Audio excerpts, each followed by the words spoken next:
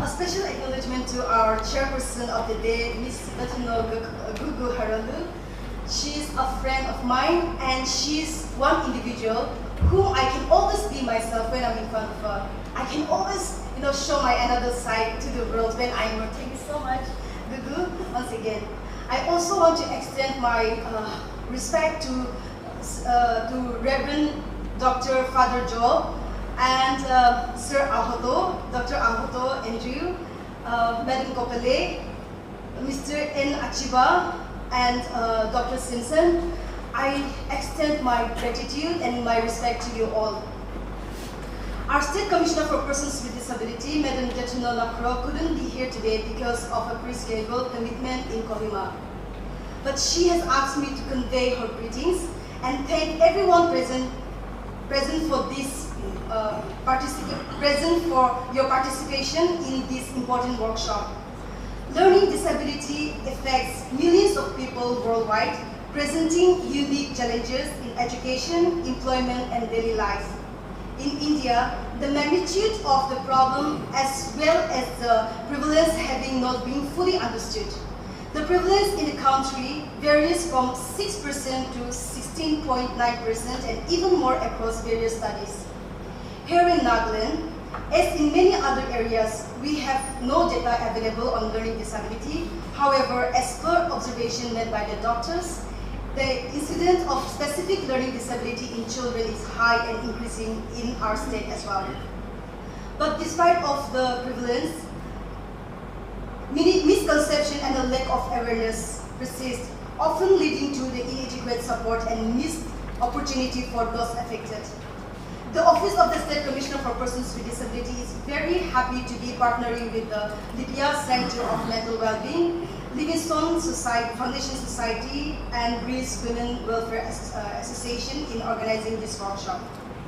This workshop is an opportunity for us to learn from experts, share experience, and discuss strategies to support and empower those affected by learning disabilities.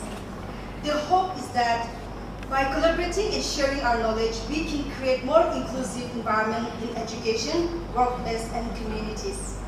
That was a message sent by our commissioner. Now I would love to share a little bit about my lines on this workshop. It is said, nothing for us without us. That is, nothing for persons with disability without disability. As we gather for this workshop on learning disabilities under the theme, Can You See Me? Let's take a moment to introspect behind every person grappling with the learning disabilities lies a story intact with the trials and triumphs. The questions, can you see me, extend beyond mere visibility. It calls for empathy, understanding, and acknowledgement of the obstacles encountered by those with learning disabilities. It urges us to embrace the diverse fabric of our community and look beyond surface. In the world where the needs of the individual with learning disability can be overlooked or misunderstood, it's crucial that we not only see, but truly recognize and embrace their presence. Each individual, irrespective of their challenges, carries within them a treasure, thrift, and potential and promises. I'm confident with this workshop will serve a guiding light, illuminating the vast potential within each one of us. Together, let's establish a sturdy foundation for a platform where individuals with learning disability can readily access to quality education like anybody else, and they rightfully deserve. By dismantling the barriers and dispelling stereotypes, let this gathering be more than just a forum of discussion. Let it be a catalyst for meaningful change. Let us cultivate an environment where inclusivity thrives, where every voice is heard, every perspective is valued, and every individual is respected. May this workshop ignite actionable change and work towards a future where diversity is celebrated and every learner can flourish. Together, let's embark on a journey filled with empathy and compassion, ensuring that no one is left or no one is marginalized. I believe in our collaborative efforts, we will make the world a better place for the learning disabilities. To end with, I would love to say, as someone with physically locomotor disabilities in me, who has faced the hurdles of living, I stand before you all today not as a victim, but as a testament to the power of resilience and determination. Though my education journey has been marked by unique challenges, each one overcoming with unwavering perseverance, as there was no such workshop and awareness on disability in my time. I grew up with zero awareness on disability, not knowing my rights and not knowing what to say or express my challenges, express my difficulties in my education career.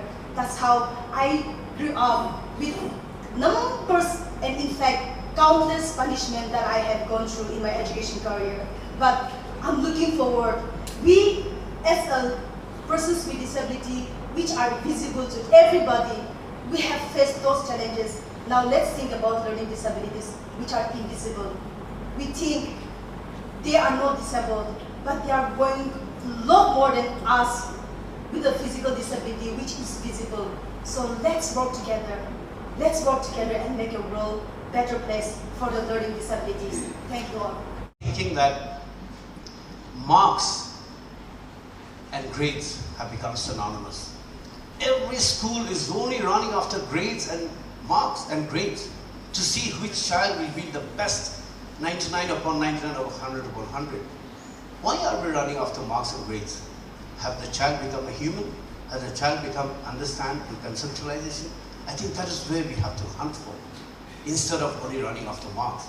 So we have to understand that a school needs an environment where it is not over cramped up, as our servers say. Some classes are 50, some have 80 also I have seen in schools. But what are they learning? That's what matters. So there has to be a capping also in the schools, where children should not be over cramped up. It is only for the sake of teaching. It is only for the sake of giving the minimal fees that have to be cramped up. And who's at the receiving end? It will be the parent, it will be the children for the future per se. It will not be good. So what I feel is that Nagaland also has got a lot of good intellectuals, a lot of good children, a lot of good perspective there in years to come. But we need to start from the very basic. When we go outside Nagaland, especially West Bengal, the teachers' salaries are paid by the government. The DA especially, not the TA, but the DA. So where the children are being brought up, the teachers are being brought up in a good pay scale, so they can teach better. Now, when we look at the perspective in Nagaland, we see that in the government school, we see that a child is paying nearly, the government is paying for the child nearly 1,20,000, let us say minimum per annum. But when we look at the private schools, I see that a child is paying hardly 20,000-30,000 per annum in the private school, yet they are doing the best. What is the comparative difference? Government school gives free uniform, free textbook, free food, everything, and also maybe the infrastructure is there. So per child, it comes to nearly 1,20,000 minimum per annum. But for that also for a day scholar, not for the boarders, okay? But for the private school, hardly 20,000-30,000 is a max capping in an average, I would say. Who's doing better off? Without any privileges, without much money. So I would like to sometime let people make aware. If that money had to be given to the private and work as a PPP or a joint venture with the government, I think our Nagaland will be one of the best states to make education a hub of education, a tourism hub of education. Many tourists would like to come and send their children here for studies because we have the best mentors, I would say that, in every aspect in that way. Climate also is good in many ways. We used to go down those days, I remember children going to Nainital, Simla, Darjeeling, Shillong, wherever, all the hill station. Why? Because we didn't have good schools. But by now, it's just the opposite. But the facilities are very few. This is the problem that we are having. I guess we need to have all this. And I'm very grateful to our director, Lapia. Okay? So, in the word, actually the abbreviation Lapia is, yeah, should be having the best of the word, but in Sumi, Lapia actually means to show the way or to show the road. La, Pia means to show. Okay? So, very wonderful point by her, and it was through her that this program could be held over here. I know such programs should be held in every schools and colleges, I would say that. Okay? At least for the colleges, yes, it is good, but they have become mature, they understand much more than anybody because they are above the age of 18, adolescents have been crossed. But what about the juniors who cannot even express, who are feeling very shy, except for the ADHD who are very hyper? What about the opposite of ADHD, who cannot even express, who are camera shy probably, or who are introvert? Extrovert is a different altogether ballgame. So we need to also understand that introvert children who cannot even express, who cannot even speak, who feel shy to even raise the fingers or hands or whatever, we need to understand all this. And I guess through this particular workshop of consultancy of LD, I guess that our state can go to a better level. And I would wish that all the media also especially concentrate on the learning disability and the learning the policies of new education for NEP is very important because education is the backbone of any nation. There was one, I believe it was Nelson Mandela, I'm not sure, but it was said that in Africa, one in the college entry gate, it says, to destroy a nation, we don't need atom bomb, we do not need nuclear bomb. We just need to lower the education policy. See? Education can kill everything. Education is the backbone. If we want our state to prosper, good education will actually do the best for every one of us. So I guess through this education, through the LD that we have learned through the workshop, we are trying to, even now, some of us, we are showing the B, D, G, F also is there. I know, even the C and E, Q and small g, sometimes people get even to decipher, it becomes very difficult. Many of us must be saying, oh, I also had the same problem when I was a kid. Even I did have a problem on that, B and D and all that. Okay, sometimes it confuses us till now. So, but many will not accept, you know. Many people say that I'm perfect. So many must have learned today that we also must have come across all that.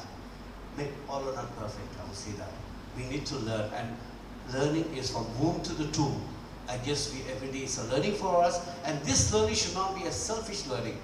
I feel that this learning, what you have gone today, should be broadcasted, should be given to the people who are your neighbors, your friends, your any companion who are having this problem. You bring them to a corrective center and bring them a corrective measure and bring them to a specialist so that they will not feel shy and they come out of this. Anyway, I'm very thankful to all of you, and I wish you all the very best, and I hope you have a good day and the future to come. May Nagaland be prosperous in everything that we do, and I hope that education excels in every dimension. Thank you very much, all of you.